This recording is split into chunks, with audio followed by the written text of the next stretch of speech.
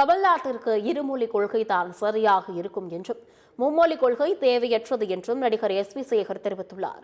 சென்னையில் நிகழ்ச்சி ஒன்றில் பங்கேற்ற பின் செய்தியாளர்களை சந்தித்தவர் இதனை தெரிவித்துள்ளார்.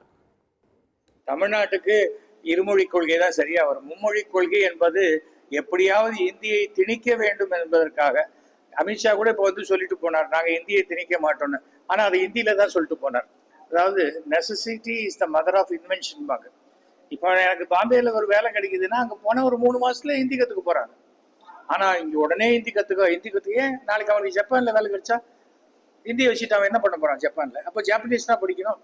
அன்ற 3வது மொழி என்பது ஹிந்தி இல்லை அப்படின்னு அவங்க சொன்னாலும், அப்போ ஒவ்வொருத்தரும் ஒரு பையன் ஜாப்பனீஸ் படிக்கிறாங்கன்னா, இன்னொரு பையன் பிரெஞ்சு படிக்கிறாங்கன்னா, ஒவ்வொரு பையனுக்கு ஒவ்வொரு வாதியார் நியமிக்க முடியுமா?